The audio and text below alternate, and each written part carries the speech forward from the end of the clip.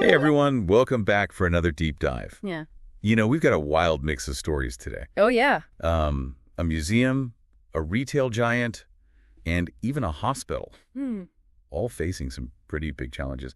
It's crazy how things that seem totally unrelated can actually be connected to these larger trends. Absolutely. It's like looking at a tapestry, you know? Okay. Each little thread might seem insignificant on its own, but when you step back and look at the whole thing, it paints this complex and fascinating picture. I love that analogy. Yeah. Okay, let's zoom in on one of these threads, shall we? The British Museum had to shut down some of its exhibits recently because of an IT issue. Right. And not just any IT issue. This was sabotage, allegedly by a former IT contractor. Yeah, pretty wild, huh? For a place like the British Museum, they were recently ranked the UK's top attraction with something like 6 million visitors last year. Wow. Yeah, so this is a big deal. It really shows just how vulnerable even these big established institutions are in our digital world. It really does feel like something out of a movie. I know, right?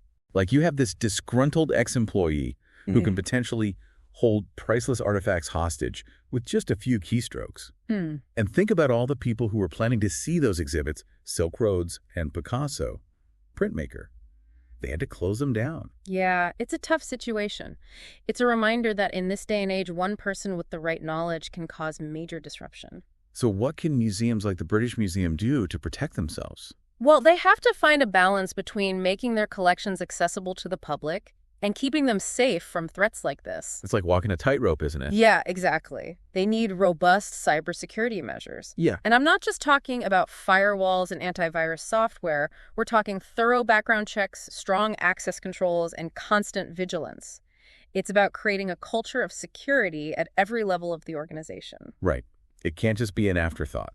Okay, so we've gone from a museum heist to the world of retail W.H. Smith. That iconic British brand is thinking about selling off its high street stores. Yeah, it's a big move for a company that's been around for over 200 years. It's like hearing that Buckingham Palace is up for sale. Right, you'd think, wait a minute, what's going on here? But when you look at the bigger picture, it kind of makes sense. How so? Well, the retail landscape has changed drastically. Online shopping has become the norm for a lot of people. I can't even remember the last time I went to an actual store to buy something. Exactly. So for a traditional brick-and-mortar retailer like W.H. Smith, this shift has been a real challenge. Yeah, their high street revenues have been declining. Yeah. And they haven't exactly been getting rave reviews from customers either. Remember that Which survey that called their stores cramped and messy? Oh, yeah. That wasn't great. But here's the interesting thing. While their high street business is struggling, their travel arm is doing really well. Ah, so they're focusing on airports and train stations. Yeah. They figured out their target audience isn't necessarily on the high street anymore. It's travelers who are often in a hurry and looking for specific things. Makes sense. They've also started opening Toys R Us concessions in some of their stores. Yeah, it's a smart move to try and diversify and stay relevant in a changing market. But it raises a big question about the future of high street retail as a whole. Yeah. I mean, can it survive in the digital age? Or will it have to completely reinvent itself? That's the million-pound question. What do you think the high street of the future will look like?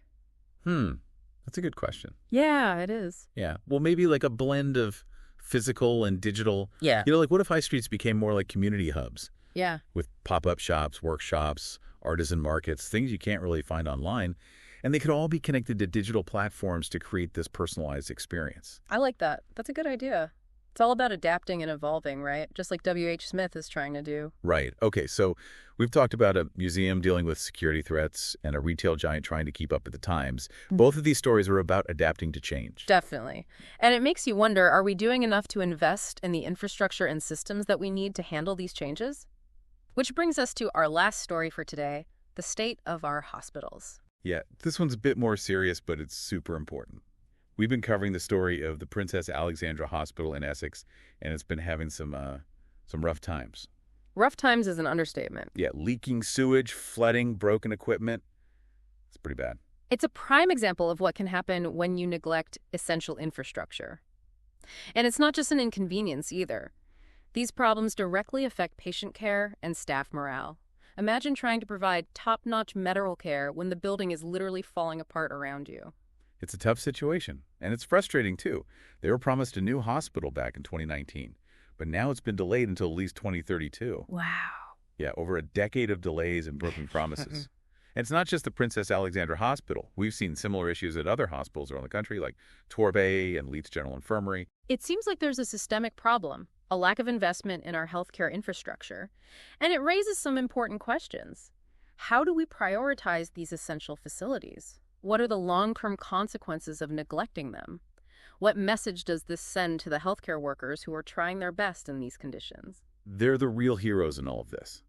The nurses, doctors, support staff, they're all doing amazing work despite these obstacles. Absolutely. Yeah. One NHS leader said, "A commitment to do something in 10 years' time is almost meaningless." It really highlights the urgency of the situation. Yeah, we can't keep putting this off.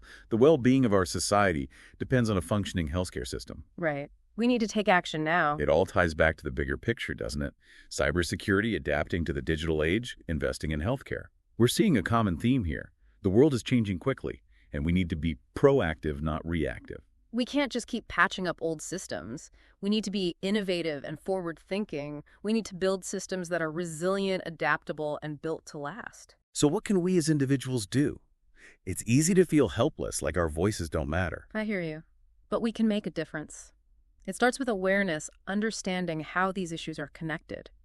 From there, we can have conversations, support organizations that are working on solutions, and hold our leaders accountable for making the right decisions. It's about recognizing that we're all part of this tapestry and every thread matters. Exactly. You have a voice. Use it. Speak up about the things you care about. Demand better from your leaders, your institutions, even from yourselves. Change doesn't happen in a vacuum. It happens when people come together and demand a better future.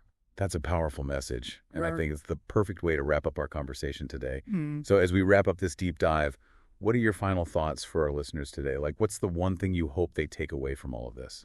Well, I think the big takeaway is that we're living in a time of massive change, you know? And change can be scary. It can feel overwhelming. But it also creates opportunities for innovation, for progress, for building a better future. It's like we're standing at the edge of something brand new, full of challenges, but also possibilities. Exactly. And the decisions we make today will determine what that future looks like. Are we going to hold on to outdated systems and ways of thinking? Right. Or are we going to embrace the unknown, adapt, evolve, build something truly amazing? I know where I stand. I'm choosing to be an architect of the future, not a prisoner of the past. And I hope our listeners will join me. Me too. It takes courage and creativity and a willingness to challenge the status quo. But it's a journey worth taking. Couldn't agree more. Well, thank you so much for sharing your insights with us today. This has been a really enlightening conversation. It's been my pleasure. And to all our listeners out there, thank you for joining us on this deep dive. We hope you found it informative, thought-provoking, and maybe even a little bit inspiring. Remember, the conversation doesn't end here. Keep exploring, keep questioning, and keep pushing for a better tomorrow. Until next time, keep diving deeper